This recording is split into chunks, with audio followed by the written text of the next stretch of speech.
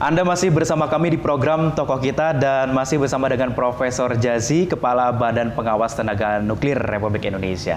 Prof, kita lanjutkan perbincangan kita, Prof.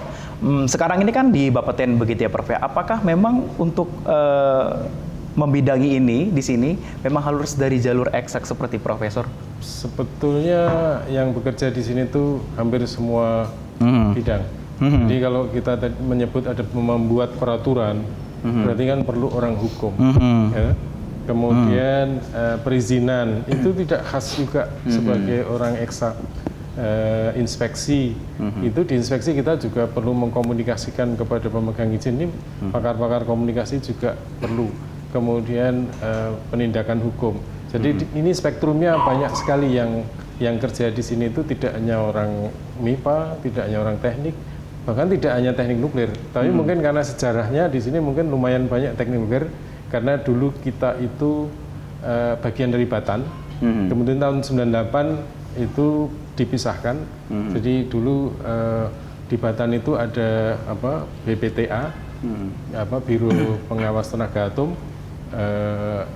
Kemudian menjadi Bapeten, dan itu orang-orangnya ya dulu orang-orang Batan. Ilmu apa mungkin yang kira-kira bisa diterapkan di sini ketika di masa perkuliahan dalam eksak itu, Prof?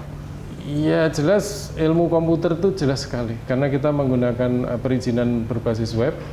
Kemudian atom fisika kah, Prof? Iya, masalah nuklir, kemudian radiasi terutama, kemudian penggunaan alat detektor, kemudian yang lainnya sih sebenarnya ilmu-ilmu umum.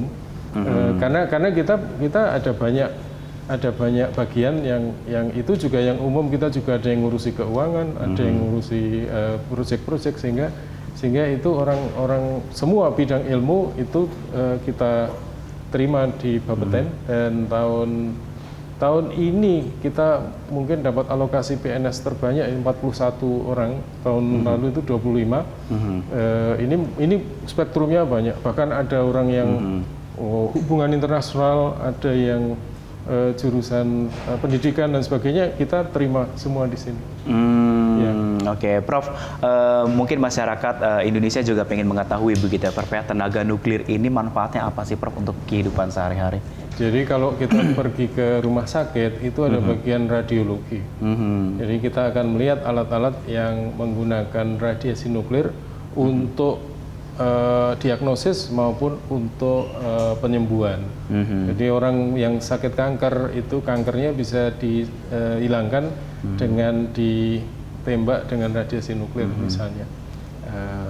Ya itu mungkin sudah cukup menggambarkan. Kemudian di industri itu kalau kita mau mengukur tebalnya kertas, misalnya kita punya kertas tipis, itu tidak bisa diukur dengan mistar. Mengukurnya dengan ini ada radiasi nuklir dari bawah, kemudian nanti kan ada yang diserap dan kemudian radiasi nuklir ke atas. Nah kita ukur ini, kita ukur besarnya radiasi di sini dengan besarnya radiasi di situ, perbedaannya itu menunjukkan tebalnya karena ada rumusnya. Dan ini namanya mungkin disebut radiografi industri atau gauging. Kemudian juga non-destructive testing, itu menggunakan radiasi nuklir juga.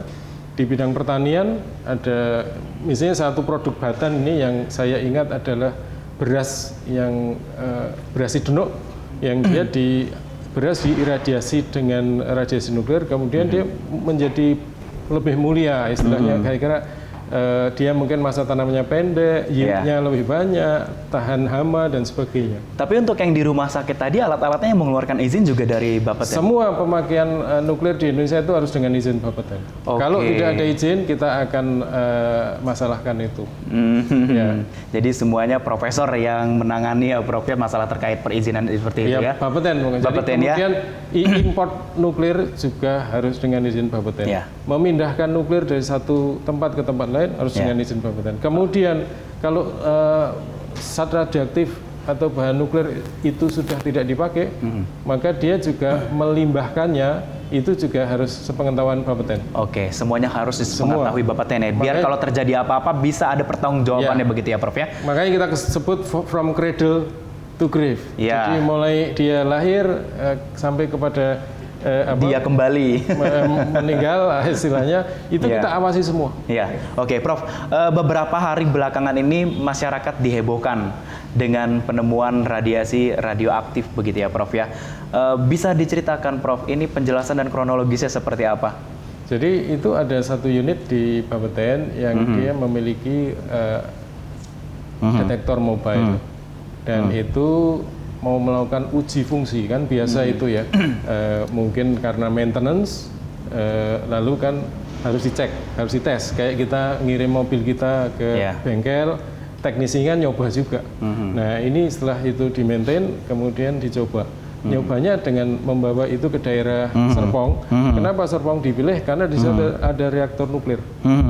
Jadi selama perjalanan itu mulai dari sini kemudian sampai Pamulang ke Puspitek dan sebagainya, muncul Puspitek dan kemudian daerah situ tidak ditemukan radiasi yang tinggi. Kemudian ketika masuk daerah Batan Indah itu baru ditemukan. Tapi ini menggunakan detektor dan detektor ini alat itu bunyi, Prof. Pasti dibunyikan. Jadi alamnya akan bunyi kalau itu level radiasinya tinggi. Seberapa level ketika alat itu bisa mengetahui di situ ada radiasi nuklir, Prof? Ya, kalau menurut ukurannya ya dulu di daerah itu paling tinggi adalah 200 mikrosievert per jam. Pada hari ini saya dapat laporan itu sudah di bawah 9 mikrosievert per jam karena terus dikeruk tanahnya dan dipindahkan.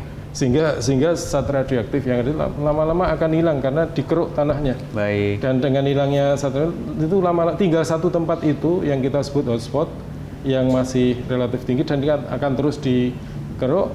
Yang di luar itu sudah normal seperti hanya di sini, sudah sama sekali nggak membahayakan. Sudah bisa digunakan ataupun dilintasi dengan para masyarakat sekitar begitu, Kalau Prof? melintas itu nggak apa-apa. Bahkan lihat di acara salah satu channel TV itu ada orang mengeruk ini di situ main badminton kalau nggak salah. Jadi yang menandakan kalau wilayah tersebut sudah aman begitu ya, Prof? Sudah aman. Yang masih kita tangani adalah supaya itu level radiasinya semakin turun sehingga nanti betul-betul clean. Kita nanti kalau sudah itu betul-betul bersih, kita akan mendeklarasi ini sudah clean. Berarti bisa kita makan-makan di situ ya, Prof? Oh iya. Kalau sekarang mungkin ya, untuk duduk-duduk di situ jangan lama-lama. Jangan lama-lama ya. Oke, Prof. Mungkin masyarakat juga bertanya-tanya nih, Prof, terkait dengan adanya radiasi nuklir ini ya, Prof ya. Dari hasil investigasi ini berasal dari mana sih, Prof? Mungkin, Prof? Ya, kita tidak tahu. Kita tidak tahu dari mana. Kita yang punya hanya data-data import, data izin, data-data limbah. Itu saja. Kita mungkin bisa menganalisis itu ada nggak perbedaan antara data import dengan data limbah dengan data izin gitu ya. Kalau ada beda mungkin ada yang hilang.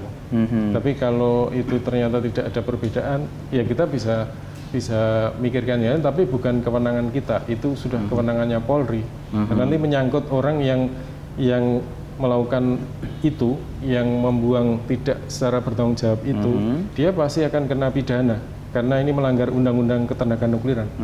Dan yang itu makanya saya tidak akan mengganggu penyelidikan atau penyidikan polisi tentang ini. Kita tunggu aja. Berapa lama, Prof, kira-kira untuk polisi diberikan waktu untuk melakukan investigasi ini? Ya, saya juga nggak tahu itu. Jadi kita juga masih menunggu? Iya, kita menunggu saja. Kita membantu mereka memberikan data-data, memberikan fakta-fakta lapangan.